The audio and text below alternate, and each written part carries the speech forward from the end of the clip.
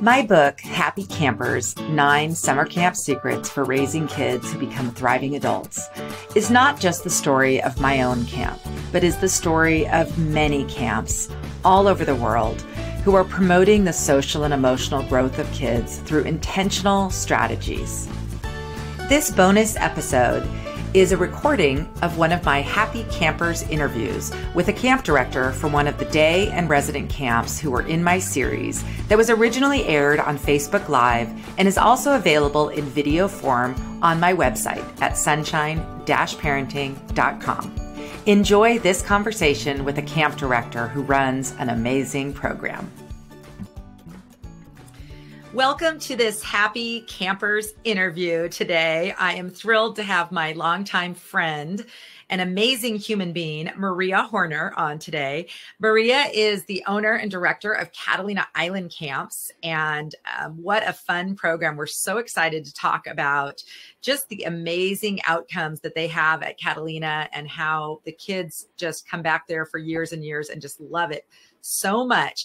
Welcome, Maria. Thanks for being on the series. It's fun to be here. So first of all, why don't you tell everybody a little bit about your background and all the work that you've done with kids over the years and just your story and how you ended up at Catalina.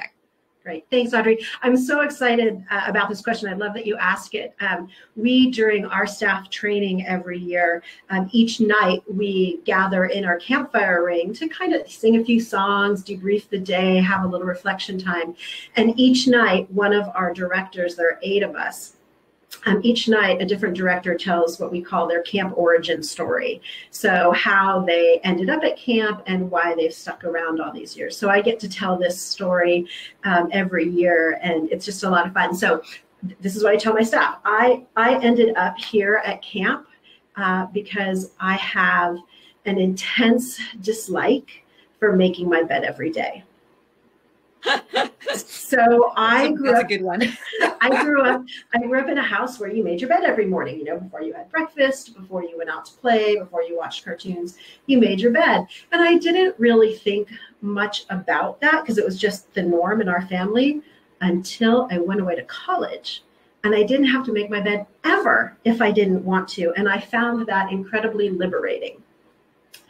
When I went home after that first year, when I went home for the summer, not surprisingly, my mother expected that I make my bed every day again.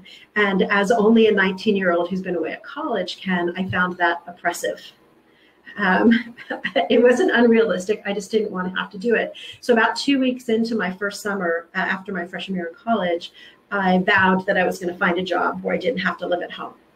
So I went back to school in the fall and had a couple of friends who had worked at this Girl Scout camp that summer. And they told these amazing stories about the friends they made and the things they did and how awesome it was. And I thought, that's for me. I can live at camp. I don't have to make my bed. It's perfect. Forget that I didn't have any experience with kids. And quite honestly, didn't really even like kids all that much. I mean, I was that high school girl who never babysat unless she was forced to. Like, I had cousins in town and my mother would make me. So, but it was like, I was motivated, right? I was motivated by this desire to not live at home during the summer. So my friends helped me fill out the application. They totally coached me on the interview.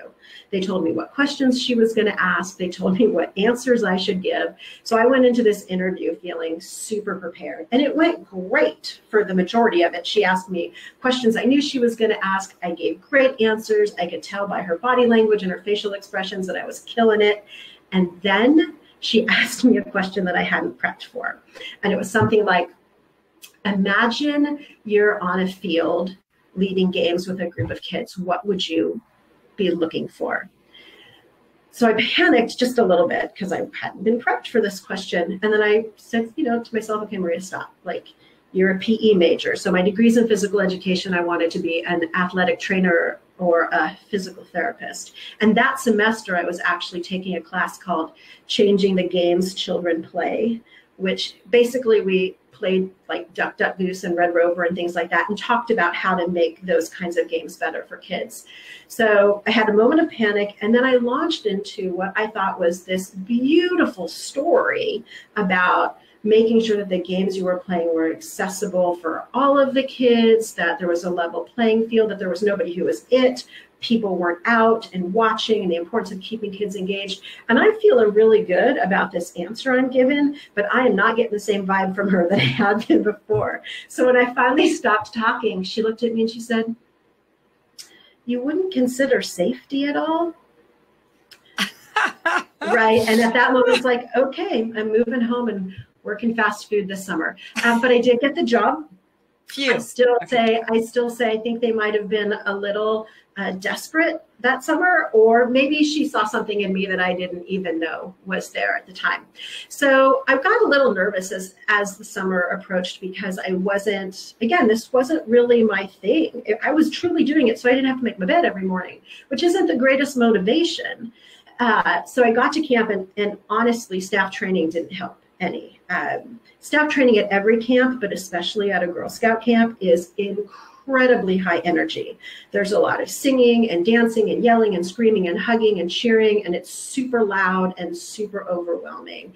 And I had to make my bed every day. Now it was just straightening up my sleeping bag, which is a little bit better, but I was like, oh my God. I was thinking that the whole time, like, what about cabin inspection? Oh yeah, right. I was totally led astray by that. But anyway, but I kept, like, during all of staff training, I just kept reminding myself, okay, I have this job. I don't have to live at home. I'm independent. I mean, I'm an adult now, right? So this is good. I can do this.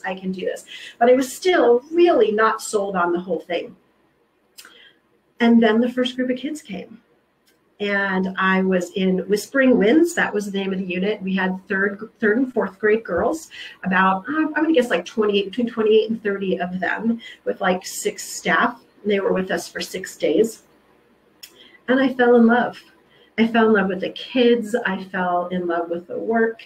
I fell in love with the impact that we were having on them. And just as importantly, the impact that they were having on me. And I was hooked. And the day that they left, and remember, 6 days, they were there for 6 days. The day that they left, I cried like a baby. I was like, oh my gosh, if I get this emotionally attached this easy, this job is going to kill me. I've learned how to manage that, because I do get that attached that easily. And one of the really sweet things about that story, like I said, this is a story I tell my staff every year, is that one of the girls who was in that unit my very first summer at camp has actually been the director at that camp for the past few years. Wow. So I get to see her all the time. She's involved with our professional association, so I get to work alongside of her. And it's just really special to know that camp really does have that impact on the kids and on the staff. So I worked there. I worked for the Girl Scouts for 9 years, eventually becoming their camp director and working for them full time. I met my husband at a conference for our professional association, which is kind of funny. And we got married and went to Catalina after that. And we just celebrated our 25th wedding anniversary, as well as our 25th summer on the island. So that's kind of how I ended up there. So how many years were you at the Girl Scout camp? Was Camp Sherman, right? Camp Sherman. I was there for 9 summers. Okay. I was there for 9 summers. Yeah. So I think, what was your first summer working at camp? 1985. Oh my gosh. You beat me by a year. Well, I'm a little older than you, Audrey. Well, barely. Yeah, because my first summer as a counselor was 86. That's so funny. The mid 80s camp counselor girl. And you know what I was thinking the other day? I was trying to remember when you and I actually met, and Tom helped me remember. We went, and Tom was there too. It was before we were obviously dating or anything, to a CIT workshop led by Edie Klein. Absolutely. I remember it well. That was crazy. So great. Oh my gosh. And that was in like what, 88 or 9 or something? Yeah, I was already a director. So yeah, it was probably 88 or 89. Isn't that crazy? I know. Anyway, well, okay. So you come, and then it's interesting. So you now run Catalina, but you also volunteer on the side and still work with kids. So for someone who didn't think you wanted to work with kids, you sure do a lot of working with kids. It's really crazy. It is. I often tell people, if someone had told, even 18 or 19-year-old me that this is what I would end up doing and that I would love it so deeply, I would have laughed hysterically. Been like, I don't even like to babysit. What am I going to do with kids? But I was fortunate, I landed in a place that provided excellent training, both internally in camp. And I worked, my first boss had a really strong commitment to ongoing professional development and involvement with our professional association, the American Camp Association. So part of my job when I graduated from college and started working for the Girl Scouts full time was to take on increasing leadership roles within our professional association. That was actually part of what I was evaluated on every year. It was an expectation. So I had all of these great opportunities to go to conferences and workshops and really learn from all of the other people out there who do camp professionally and who do other forms of youth development. And that kind of ongoing commitment and learning has been really fun for me. And just like you, I love to read books and articles and talk to people about things and continue to do training with my staff and for myself. You know what I want to, because we have not covered it yet in this series with any of the other interviewees. All of the camps who are in this series are accredited by the American Camp Association. And I really haven't even touched on that. And I know that you are one of the trainers who trains people in preparation for accreditation. So I'd love for you to explain to everybody what it means to be an accredited camp program. Awesome. That's a great question. I'm so glad that I get to be the one who answers it. Now, I am the standards chair for our local office of Southern California and Hawaii. I also am an accreditation visitor. I am an instructor and a trainer in the program as well. And it's something I really believe in. And when I talk to parents about the importance of accreditation, one of the things I say to them is that, you probably wouldn't choose a school that wasn't accredited. You probably wouldn't use a hospital that wasn't accredited. It's kind of the same thing for camps. Our accreditation program is totally voluntary. So when a camp says that they're accredited by the American Camp Association, they've made a decision themselves to do the work to make sure that they're in compliance with a couple of hundred of standards relating from everything to from program quality to staff quality and safety, health and safety, all of those kinds of things. So basically, the way the accreditation process works is a camp decides they want to be accredited. They have to take a training in order to start the process. And then every 5 years, their camp is visited by a team of camp professionals to make sure that their programs and their policies and their practices are in alignment with the standards. And some of that is done through observation, but a lot of it is done through written documentation to make sure that camps are doing the very best they can to provide safe and meaningful experiences for kids. And it's an arduous process. I mean, it takes a lot of time. It's embedded in our culture here at Catalina Island Camps. It's something that we are constantly reviewing and dealing with. And the ACA does require an annual report that you complete in order to maintain accreditation and to ensure that you continue to be in compliance with the standards.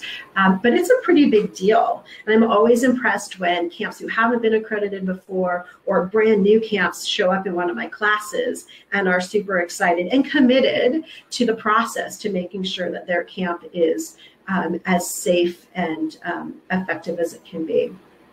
Yeah, it's super important. I want to be sure that we start talking about Catalina, but I thank you for sharing about that, because honestly, I think people don't really know how important it is. And so it's really important for parents to know that if you're looking for a camp, really check if they're accredited, because regardless of what type of activities they offer or anything else, you really want that assurance, I think, of safety. So Maria, let's talk about Catalina Island Camps. What an amazing program. How long have you been around? Where are you? Like, how long do kids come for? How old are the kids? All that good stuff. So just tell us all about Catalina.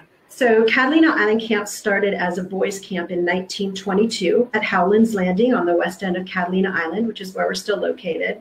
And I'll just say this because not everybody's familiar with the island. The way the island is situated, we don't talk about the north end and the south end, which is kind of what people think. We talk about the west end and the east end. And the east end of the island is where Avalon is, which is where most people, when they go to Catalina, go. Mm-hmm. We're on the west end, past two harbors, where there's an isthmus in the middle of the island. So we're in a pretty remote location, which is super cool because we just don't have a lot of other stuff going on around us. So it's pretty private and secluded. We are right on the beach. So our girls' camp cabins, the kids who are on the top bunks can roll up the canvas and just look out onto the ocean. It's phenomenal. I'm biased, I get that, but being on an island is an amazing and incredible thing, and we can talk more about that later. But so we've been around since 1922. My understanding is that there was a Catalina Island girls camp, and they joined the boys camp, I think, in the early 70s, and that's when we became Catalina Island Camps with an S on the end, which is confusing to people, but that's our history, that's our tradition, so it stays. Like I said, Tom and I have been there for 25. This will be our 26th summer. We serve boys and girls. We use the grade that children are currently in more than the age. So we have our primary building block is the 2-week session, but we also have 2 1-week sessions, and we will take kids as young as current first graders in our 1-week sessions all the way up to current 9th graders. And then in our 2-week sessions, we start at current 2nd graders and go all the way up to current 9th graders. When you say current, that means like right now. Right so like now. If you're in first grade this year, you can come to the 1-week program. Correct. And starting in 2nd grade, you can come to your 2-week program or the 1 week. Right. Okay. Correct. Okay. And we will have kids who combine sessions. So, I mean, we have kids who come for 3, 4, 6 weeks.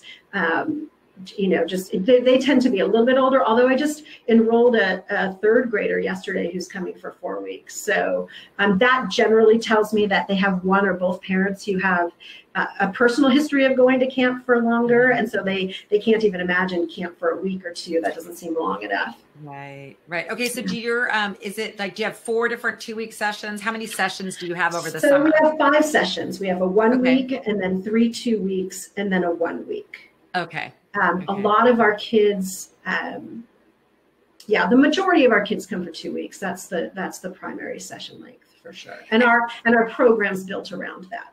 Okay. And how many kids are at camp at a time? So we have about between 160 and 170 kids in camp at a time, which honestly I love. So my Girl Scout camp had 350 kids, and most of them were there for 5, 6, or 8 days.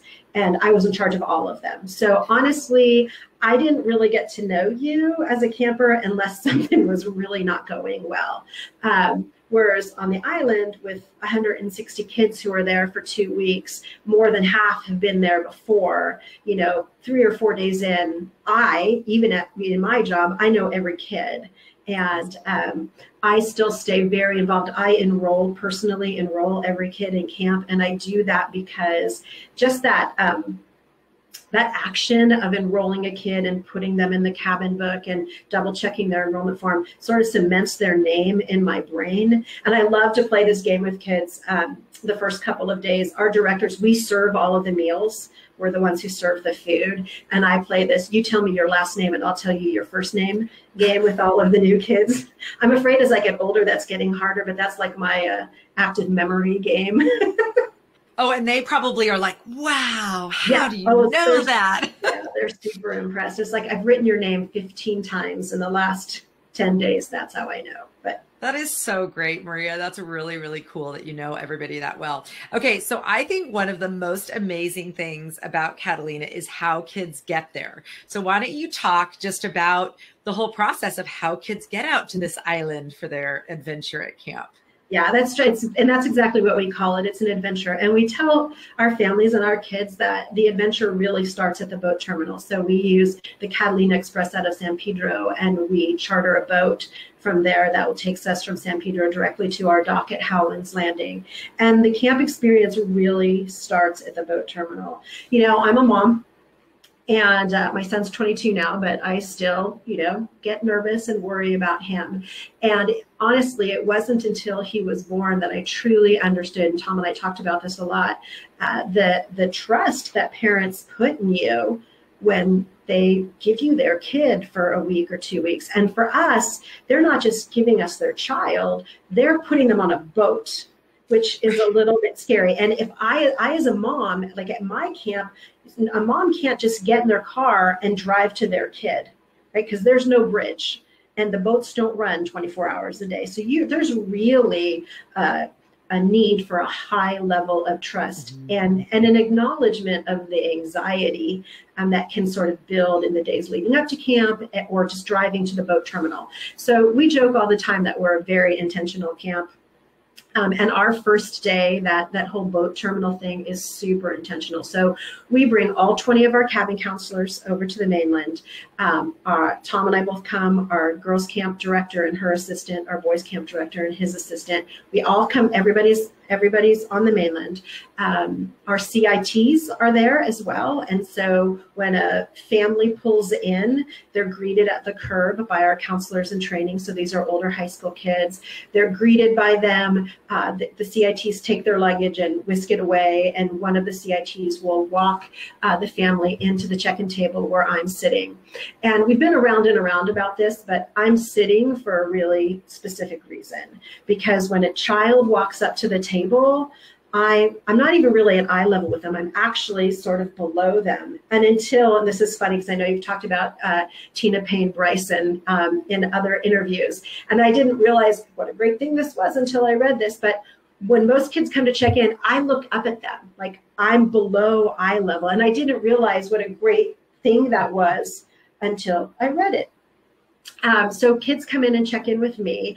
And that's, again, super intentional. I want to form a connection with the kid right then, not necessarily with the parent, or the parent thing is secondary to making the child feel comfortable. So we get them checked in, and then one of those 4 directors or assistant directors walks each child over to their counselor and introduces them to the counselor and any kids that are already there. And then that child sits down with their counselor and those kids, and they have a whole series of name games and card games and things that they do. Because, some kids will be there for an hour and a half before the boat leaves. Some will be there 5 minutes before the boat leaves. It doesn't matter. But we want to fill that time helping kids start to make connections with their counselor and with each other right from the very first second. And then Tom is there pretty specifically to sort of wander around and talk to parents.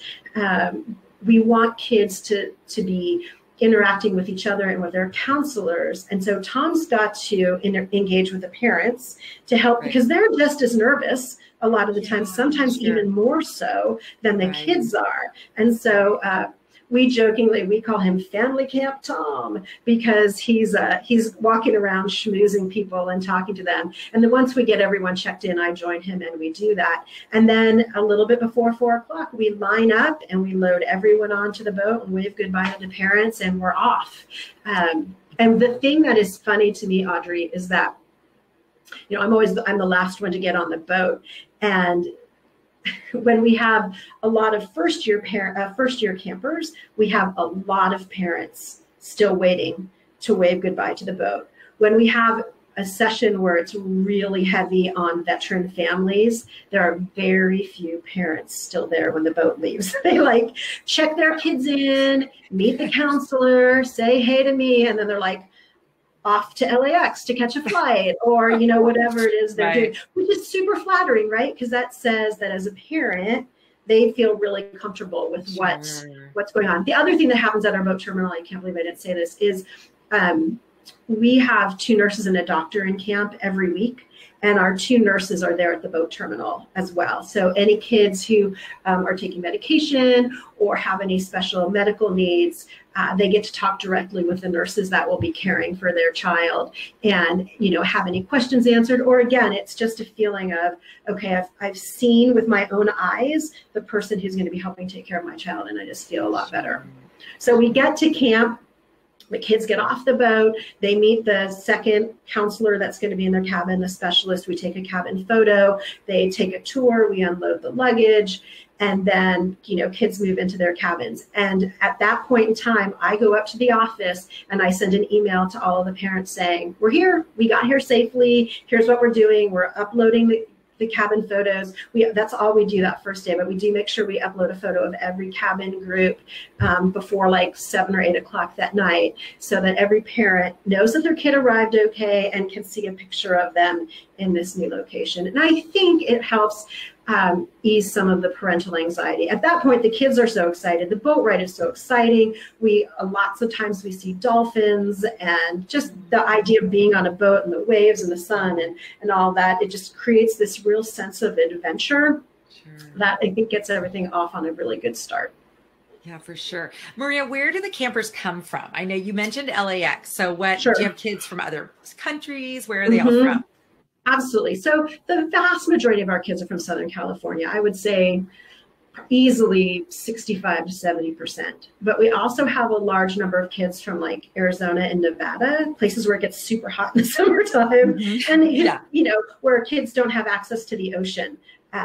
So it's a really big thing. But we do have kids from all over the country and all over the world.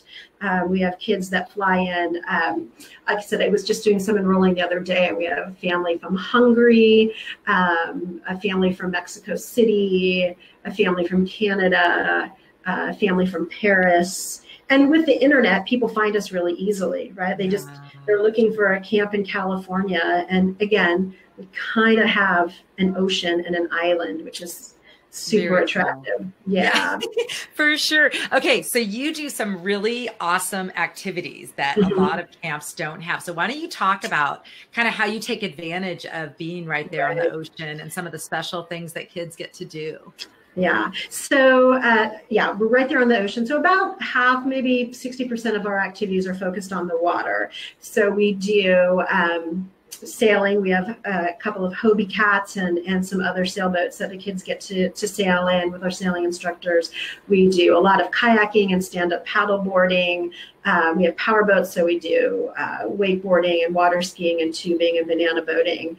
And then we do a lot of skin diving, like a lot of snorkeling, putting kids in wetsuits and putting them in the water and giving them the opportunity to see what's down there is really something pretty unique. A lot of kids swim in pools, but not a lot of kids get to spend that kind of time in the ocean. We have all of the gear and all of the equipment and a lot of really great instruction. And it's really fun to see kids get excited after the first time they've been in the water. We also, with our kids who are a little bit older, do night dives. So kids can snorkel at night, which is an entirely different experience, and it's really cool to watch kids come out of the water after their first night dive, especially kids who are maybe a little bit nervous going in, and they realize how incredibly cool it is to see the ocean at night. And we have dive lights and everything, but just that sort of energy and enthusiasm. And then on the land, we do a lot of really traditional camp activities. We have archery and riflery. We started 2 summers ago, tomahawks. I don't know if you guys do tomahawks, but they are so popular now, so popular. We visited a mutual friend's camp and they have it there. And Tom threw his first tomahawk and got a bullseye and he was sold. He's like, we're totally doing tomahawks. We have a high ropes course and a climbing wall and a zip line. We do arts and crafts and, traditional like games, hikes, things like that. And we also, one of the things that we have that's a little bit unique, I think, is we have our garden. So we run an outdoor education program in the spring and the fall that has a strong focus on sustainability, and our organic garden and compost area is a big part of that. So we compost all of our food waste. We use the island as a metaphor for like, where does stuff go? There's no place for it to go on the island. So we talk a lot about take what you can eat and eat what you can take. And kids all help with composting. They help plant things in the garden. They help harvest things from the garden. They help build things in the garden. And it's really interesting. We've had the garden now for over 20 years. And when we first started it was really for our outdoor ed program. And I was not at all sold on the fact that kids who were coming to camp to have fun would think that digging in the dirt and composting their food would be fun. And I am thrilled to say that I was 100% wrong.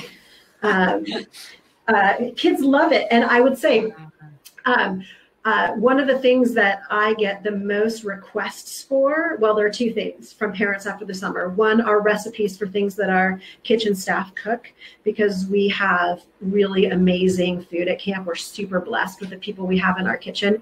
And the other is people want resources on how to start composting at home, because their kids learned how to do it at camp, and they want to start something at home. And a mom this fall who I traded emails with because she wanted, her daughter was super into it. Her daughter's like, I think in 7th grade this year and has been coming to camp for a couple of years. And for Christmas this year, her mom and dad bought her a backyard composting system. And so she sent me these great pictures of Christmas morning of this young preteen, or she's probably 13, getting excited about a compost bin, which I think is pretty incredible. That's so cool. Isn't that is awesome? Amazing. Yeah, it's really awesome. And I know you as a camp as well are really good about like not producing trash and just like, it's just globally, you do such a great job and kind of role models for other camp programs. So it's really, what a great example and huge impact you're having on those kids. Yeah, and it's so interesting, you know, just like with anything, when you have a couple of staff members who are super passionate, which, you know, we're fortunate to have, they drive it all and show you how easy it really is to do. And I'm not going to lie, I was a hard person to convince when our elder ed director said, you know, Maria, I think we can compost all of our food waste. I said, oh, that's ridiculous. We can't compost all of our food waste. It's way too much. Once again, I was wrong, which I'm always happy to be proven wrong by my staff, because in many ways they're so much smarter than I am. And yeah, so we compost all of our food waste, and that compost eventually turns into the soil that we use, not just in our garden, but in planting areas all around camp. Yeah, so it's kind of a cool thing. Okay, well, let's talk. You mentioned, and I just want to make sure that people understand, you are truly really an expert in kids. I mean, you do so much reading. You were very involved in your school. You've been a youth group leader. I mean, you and I talk about many books that we've read. We keep up with Tina Payne Bryson and everything else that comes out about kids and how we can raise great, thriving future adults. So what are some of the things that you really focus on at Catalina that you're, you know, working on character traits or life skills that are really important to you at Catalina? Well, I think one of the things that just sort of naturally happens for us is this idea around independence, right? Michael Thompson's one of my all-time favorites, and in his book, Homesick and Happy, he talks about how the one thing that we can't teach our kids as parents is independence. Like, they have to learn independent from us. And I think when you get on a boat, there's an increased feeling of, wow, like I'm really not with my parents. And for the parents, I'm really not with my kids.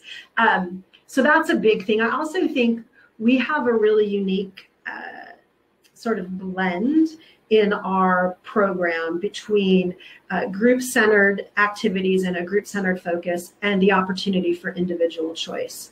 So during a 2-week session, our kids are placed into cabin groups. Maybe I should back up a second. Our kids are placed into cabin groups of 8 to 10 kids who are in the same grade, and they have 2 to 3 counselors in that cabin with them, and one of them is the cabin counselor. So during that first week, cabins are scheduled into activities as a cabin group, and they travel around to the activities with their cabin counselor, and that cabin counselor is with them to provide that continuity and support throughout all of the different activities.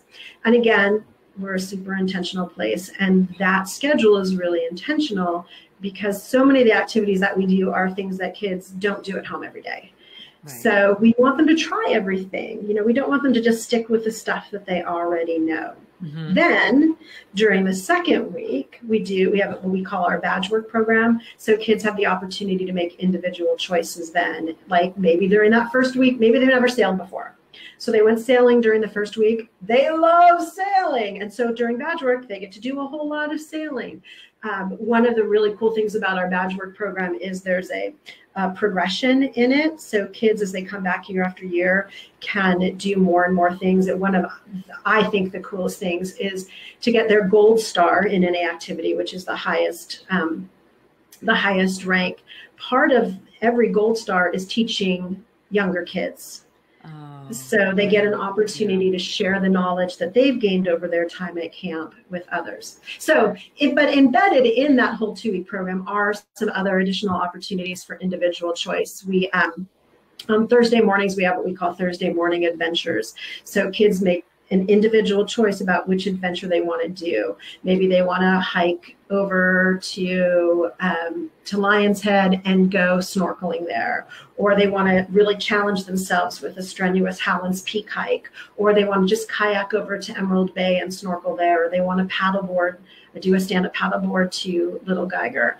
And we really talk with our kids and with our counselors, even more so during training, about encouraging kids to make their own decisions. You know, that's not a time where they all have to sign up for the same thing. So if you're super excited about doing the Howlands Peak hike, but your friends just aren't into the challenge that presents, it's okay. You'll go and you'll make some new friends. And that's a really great thing. We also, in the middle of our 2-week sessions, we have overnights. So all but our youngest kids, again, get to make an individual choice on 4 different overnights that range from a really relatively easy 3-mile walk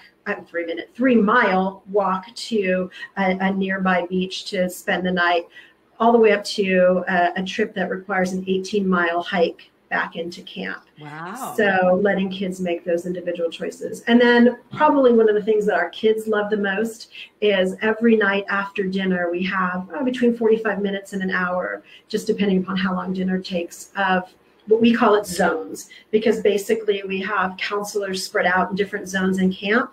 And for that period of time, kids can pretty much go and do whatever within those supervised zones. So, and it's total self-directed free play. You know, there's usually a soccer game going on and a beach volleyball game. And then, you know, there's a staff member on the dive deck playing Magic the Gathering. I don't know what that is, but it's cards and kids like it.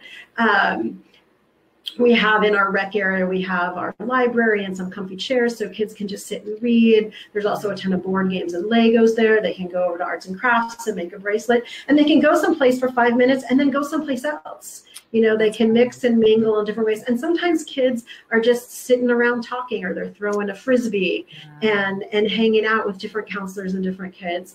And so that's a really special part of our program as well. And I think really helps kids learn to make some of those choices and sort of go with the flow and be okay with not always being with their 5 best friends or their 8 new best friends in their cabin, and making decisions for themselves, which I think is a great thing also. During that second week, can they kind of like specialize in something, or do they kind of pick different things every day? Or like, so it's like kind of like a major, like if they really want to do sailing, they can just do that it's a little bit, Tom should be here because this is his jam, the badge work program. It's a little bit complex. They sign up for, they rank the different activities. We track from year to year what they've done before, so they can earn, we call it their stars, 4 different levels of stars in each activity. So if you got your white star in riflery last year, this year you can go for your red star, which requires a different number of activity periods. It's a super complex computer algorithm, something or other. I don't know. Tom makes it happen. But yeah, I guess the easy answer is yes. And the higher you get, like if you're going for your gold star in something, a lot of your badge work time is going to be taken up doing those things. Like for example, our gold star kayakers, part of to get their gold star is they take, on that Friday of the second week, they take basically a full day kayak trip. They leave right after they eat an early breakfast and leave right away, and they don't get back into the late afternoon. So there are some real additional challenges that go along with it, and a real sense of accomplishment. You know, my son went to camp every summer, obviously, and was able, because he was there for a long time, to achieve a lot of gold stars. And all of the little, you know, tchotchke things that counselors give them, like a lot of times when you get your gold star in skin diving, they'll take an old flipper that no longer works and spray paint it gold and write your name on it in a paint pen. And he has a drawer at camp filled with these kinds of things that are really special remembrances of the things that they've accomplished. So is there an actual badge, or do you just call it that? No, there actually is. So okay. we're on an island. I should have brought one with me to show you. So our kids, every year, if you come for 2 weeks, every year you get a pennant, which is like a triangular flag that fly from ships, and it has different code flags on it denoting the year and different stripes denoting the number of summers you've been at camp. So every summer you get a different one. You also will get little stars, like little embroidered stars for the activities that you've participated in during badge work, and then you can iron on to that pennant. And all of those stars, this is where it gets a little complex. A kid could explain this better than me. All of those stars have a point system attached to them. And so you accumulate points to earn burgees. So a burgee is also a flag that is flied on a ship, and it has instead of a triangle, it has sort of a two-pointed end, and you get different colors. There's a white, red, blue, white, blue, red, and then a gold burgee. And so every session will have maybe another 6 or 8 campers achieve their gold burgee. And we have all of the older kids who've already received their gold burgees come up. We joke about the secret gold burgee handshake, which is kind of funny. But it's kind of a big deal to kids. They love, oh, look at this. My assistant, Sarah Blunt, has just brought in an example. Oh my gosh, good deal. Look at this. What service? Yeah. Okay, cool. So yeah, hold it back a little more. Let's see. So this is a pennant. Yeah. So this now higher. Hold it higher. Higher. Yeah, there you go. Okay, yeah. So this is what a first-year camper would get. So it's got our logo on it, and it's got that says the year in code flags. So they get one every year. Oh, look, and now Tom has brought me in some burgees. So look at this. So this would be this is a pennant. See, it has a little red there. So that's the second-year camper. And this is the coveted gold burgee. Whoa, right, with the two little things. Yeah, with the two. That is so cool. So wait, so a camper who comes for like 7 years would have like a whole collection of these. Right, and that I was just going to say, one of the things that's cool is we ask kids sometimes to send us, how do you display your burgees and in your pennants, and we'll get pictures of kids who have tied them together with line and strung them up on a bulletin board or in their room. I even got a picture a couple of years ago from a girl who took them all to college with her and hung them in her dorm room. Yeah, so it's a pretty cool thing. That's so neat. So go ahead. Sorry. No, I was just going to say, so do you find that the younger kids are kind of still trying out lots of things? Or are some kids just like all along? It's just really individual. Like some kids really focus in on something and others just sort of. And it really just depends, because some kids who are younger or even just there for the first time at 10 or 11 want to try everything. And some kids are like, nope, I'm into skin diving. I only want to do skin diving. I'm going to get every skin diving star there is, and I'm going to do that quickly. And then we have activities during badge work that don't have any stars or points attributed to them, because some kids aren't into that. While some kids are really into earning points and stars, some kids aren't. So we have a photography program where kids will learn how to take pictures, and their takeaway from that are just some great printed photos that they've taken. Kids can do different games and different hikes and things that don't have, our hikes have points attached to them, but so it just really depends on the kid, honestly. Yeah, we have some that move through it really quickly, and some who are like, yeah, that's just not my jam, and that's okay.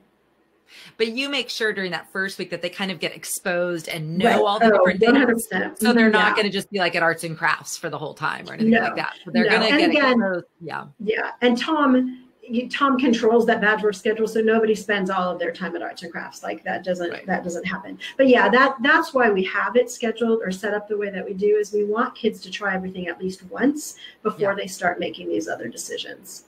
Yeah, that's terrific. Okay, so Maria, I know you have a lot of families who are super loyal to Catalina, and they come back years and years and years, and then they often come back and are counselors. Mm-hmm. What do you hear from your families about the impact of their time at Catalina Island Camps? Mm-hmm. Well, I think it's probably not dissimilar to other camps. Their kids come home and they are more self-confident. They have a better, the one that I like the most is they're nicer to their brothers and sisters. That's always a good one. They've learned how to take care of their things. That seems to be a big issue. And then there's just that sort of nebulous, they just seem more grown up. That's kind of my favorite thing when we get off the boat, when we come home, and the parents are all crying and the kids are like, "Ugh, Mom, stop crying. He looks so much older. He's 5 years older. You only had him for 2 weeks." But usually I say that's just the dirt. Scrub that off, and you're seeing babies underneath. But I do think there's growth that happens as a result of gaining that independence from your parents. And I think parents see that when their kids come home, and they really appreciate what that does for their kids. I talked a little bit about the composting. I hear a lot about that their kids, and that's probably the number one thing in that question in our parent survey that we do every year. They talk about the friends that their kids made. I sometimes will have a parent say to me, "I really wish you could have my child only make friends that live nearby, because my daughter now wants to go to Texas over Christmas vacation to visit her friends," or that was kind of funny. Yeah, and just this awareness of the world around them, this ability to unplug from all of their devices for a few weeks. I mean, I'm sure that's pretty true for most camps, that's a piece of feedback they get from parents, how happy they are that their kids went 2 whole weeks without watching a single YouTube video or playing a single game of Fortnite, and they had a great time while they were doing it, which they didn't think was possible. Sure. So Maria, I know that you really take a lot of time with all of your families, but if someone is a very first year family, their child's never been away to an overnight camp before, can they talk to you? How does it work? How would they find out more information? What's the best way for them to just feel comfortable and find out if Catalina is a good match for their child? And to call us. We love to talk on the phone. As nice as it is that there's all of this ease of communication through email, there's nothing like picking up the phone and talking to somebody. We actually did a big camp fair on Saturday here in Pasadena, and it was super sweet. There was this little girl, she was 8 or 9 years old, and she's really interested in resident camp, and her mother has zero interest in her daughter going to resident camp.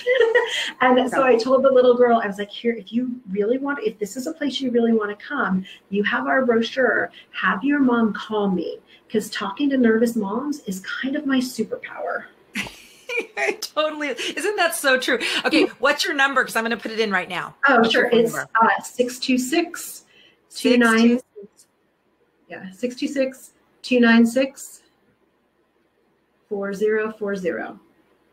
Okay. 626-296-4040. Okay. I'm just putting it in just so that, if people want to call like right now, well, as soon as we're off, they can talk to you. Well, they call right now. I have all of my staff who are right. Equally great can talk to you. For sure. And we do. We love talking to parents on the phone and answering questions. It's always interesting to me when a parent calls and apologizes for having questions. And I think to myself, I don't think that's weird at all. If my child were going to get on a boat and go away for 2 weeks, I would certainly want to know who's taking care of him or who's taking care of her. Yeah, that would be really important. Yeah, I think parents should be really reassured, first of all, based on all of your years of experience and Tom's. And Tom is standing by. He just commented, "Your beloved husband is just ready." So if anybody wants to calm down. No, but you know what? I think, Maria, part of it is I think we do live in a time where so much stuff is so impersonal, and camp and the way you guys run camp is so relational. So I think it's great that parents and kids can just start by meeting you before their kids even come, talking to you, and then you'll be there at the boat when they're getting on, and you'll be there with them their whole time at camp. You'll be there on the boat when they get off on the other end too. So yeah, we do a ton of communication via email leading up to and while their kids are at camp. And it's so funny when parents will come up to the table where I'm checking kids in, and of course I have my name tag on, and they're like, "Oh my gosh, you're Maria. You've been emailing me so much." And I'm like, "Yes, thank you for not blocking my email. I appreciate that." It's fun. It's fun being a celebrity in your own little universe, isn't it? On your little island, you're like my queen. Little island. That's so great. Okay, Maria, is there anything else that you want to share that I forgot to ask you about that you want to make sure people know about your program or you guys? Well, I told you I had a story that I wanted to share with you. Okay, yes. And I think this actually might be what I tell as the end part of my origin story this year, this summer, because I've been thinking about this, about why do I continue doing this work. So I mentioned before, we have a leadership program for our older campers, and it starts for kids who are finishing 10th grade. We call it Campers in Leadership Training, our SILT program, and they come to camp for 2 weeks. And as part of their program, they hike the Trans-Catalina Trail. So we drive them into Avalon, and over 3 days, they hike the Trans-Cat back into camp. They arrive back on a Monday when the rest of camp is out on their overnight. So usually it's just me and then our youngest campers and their counselors who greet them.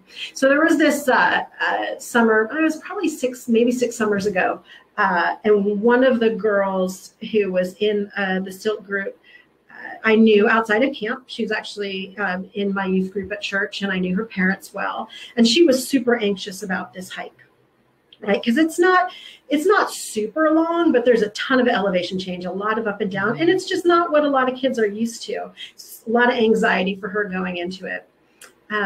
So they came back, they hiked back to camp, and they were up on the edge of our cove getting ready to hike down the final trail into camp. And they were gathering there, waiting to come down together. And you probably find this a lot too. When kids see camp after being away for a while, they're so excited because they're home, right? We're home. And honestly, as a camp director, there's nothing more like gratifying than kids thinking of your camp as home.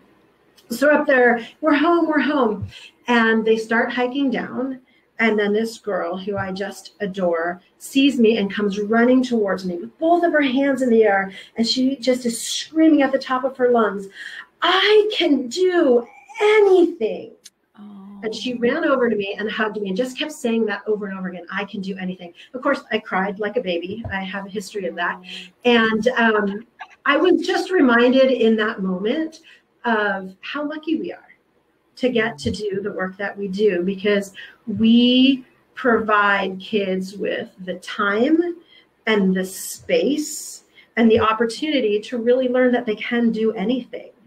And that's such an amazing gift. I know a lot of parents that I talk to express maybe some guilt around this idea of sending their child away for the summer. And I always ask them to reframe that and think about the gift that they're giving their child, right? They're not sending their kid away. You're giving your kid the gift of 2 weeks or 4 weeks of all of these amazing opportunities and relationships that are going to serve them so well as they navigate adulthood.